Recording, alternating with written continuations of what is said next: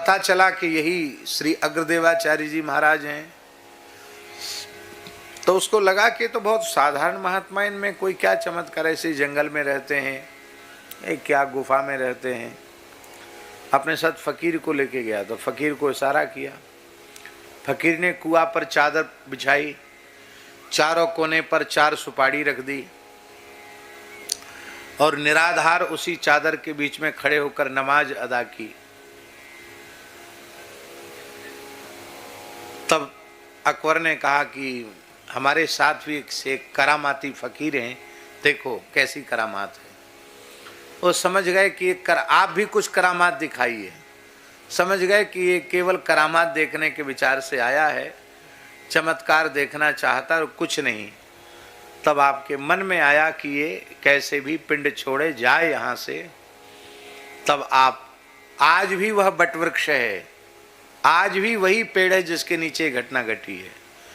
आप बटवृक्ष के नीचे बैठ गए और आपने अपने कमंडल को आज्ञा दी। रामदास जी सुन रहे हैं कि नहीं? कमंडल को आज्ञा दी, बच्चा स्नान कराओ। तो कमंडल कुआं से जा जाकर जल भर भर कर आपको स्नान कराने लगा। फिर आपने अचला लंगोटी को आज्ञा दी, अलाओ भाई वस्त्र पहनेंगे। तो जहां अचला लंगोटी थे वहां से चलकर वस्त्र आ गए, अपने वस्त्र धारण किए। फिर आपने अपने मृगचर्म को आकाश में उछाल दिया, अनंत आकाश में जाकर मृगचर्म स्थिर हो गया। आप उस पर विराजमान हो गए योग बल से। वहीं आपने स्मरण किया तो अग्नि प्रकट हो गई। वहीं आपने ऊर्ध्वपुंड धारण करके अपना संपूर्ण नित्य नियम किया, हवन किया। और जब सारा नियम हो गया 2.5-3 घंटे में, अकबर सब देखता रहा और अंत में नियम पूर्ण करने के बाद अग्रदेवाचार्य जी ने कहा कि अब तुम्हारे में और तुम्हारे फकीर में बल हो साधना का, चमत्कार का, सिद्धि का, तो हमारे निकट तक पहुंच के दिखावे। वो कहाँ संभव था। अकबर ने अपना ताज आपके चरणों में रखा और अकबर को आपने हिदायत दी, सावधानी दी कि श्रद्धा पूर्वक संत के पास जाना, चमत्कार देखने की इच्छा से जाओगे तो अपराध बने होगा तुम्हारा। महाराज मैं बादशाह हूँ, कुछ ले लो। तब आपने कहा कि मेरी फकीरी के आगे तेरी बादशाहियत धूल है, मैं कुछ नहीं चाहता हूँ। मना कर दिया। अकबर बोला मेरा मान घट जाएगा कि अकबर यहाँ आया कुछ बिना दिए चला गया। तब आपने कहा कि ठीक है, तू देना चाहता है तो आज के बाद कभी यहाँ आना मत और हमें कभी बुलाना मत। क्या कहा कंसल जी? आज के बाद यहाँ आना नहीं और हमें कभी बुलाना नहीं। बोला बाबा साहब आप नाराज हैं? आपने कहा नहीं, तुम्हारे हमारे संग का क्या प्रयोजन है, कोई फल नहीं है। बोले फिर भी मैं बिना कुछ दिए नहीं जा सकता।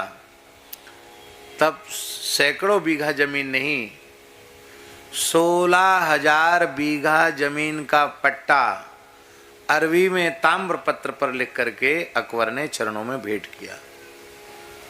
आज भी 3-4 गांव उस भूमि में बसे हुए हैं। उसके प्राचीन साक्ष्य आज भी उपलब्ध हैं। अब तो मुश्किल से 200-250 बीघा जमीन स्थान की बची है।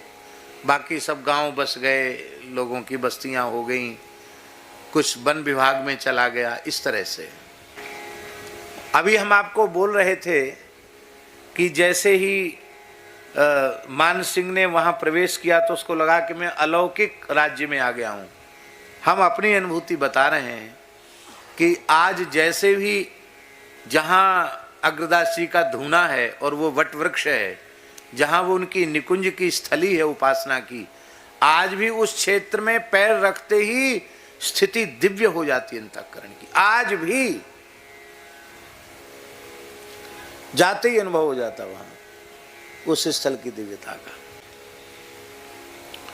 पुराने महापुरुष बहुत ज्यादा ऐसे नहीं होते थे कि भाई बहुत बटोरे या संभाल के रखें, ठीक है जितने में अपना गुजारा हो रहा, ठीक है जिसको बनाना हो बनाओ, करना हो करो, ऐसे होते थे पुराने संत। भजन करेंगे कि जमींदारी करेंगे, ऐसा था। तो ये उसका अत्यंत प्राचीन इतिहास है। और महाराज जी कितनी आश्चर्यजनक बात है, आज के भौतिक युग में लोग विश्वास नहीं करेंगे, लेकिन रेवासा धाम में श्री स्वामी अग्रदेवाचार्य जी महाराज भी सशरीर निकुंज में गए, देह त्याग नहीं किया उन्होंने। उसके बाद श्री विनोदाचार्य जी, विनोद अली जी गद्दी पर विराजमान हुए, जो 175 वर्ष तक, पौने 200 वर्ष तक गद्दी पर विराजे। कितने वर्ष तक? पौने 200 वर्ष तक गद्दी पर विराजे योग बल से, और उन्होंने भी सदेह कुंज में प्रवेश किया। विनोद अली जी का तो ऐसा चरित्र है, वो तो गद्दी पर विराजमान होने के बाद रेवासा की सीमा के बाहर नहीं निकले। वे तो निरंतर उसी भावना में ही डूबे रहते थे, भाव समाधि में ही रहते थे। उसके बाद श्री ध्यान अली जी हुए, ध्यानदास जी महाराज तीसरे आचार्य, वो भी सदेह निकुंज गए। और चौथे श्री चरणदास जी महाराज हुए, वो भी सदेह कुंज गए। इसके बाद पंचम आचार्य श्री बालकृष्ण दास जी महाराज हुए, जो दक्षिण भारत के थे, और उन्होंने बहुत विस्तार रेवासा पीठ का किया, बड़े प्रभावशाली थे। उन्होंने संस्कृत ग्रंथ भी लिखे और हिंदी में भी उन्होंने पद लिखे। सभी आचार्य साहित्यकार वाणीकार हुए, सबके पद आज भी प्राचीन पद सबके उपलब्ध हैं। तो आप सोचिए कि ऐसे ऐसे महापुरुष, चार चार आचार्यों ने जहां सदेह निकुंज गमन किया हो, और आज भी जानकी जी के नूपुरों की ध्वनि रेवासा धाम में सुनाई पड़ती है, आज भी।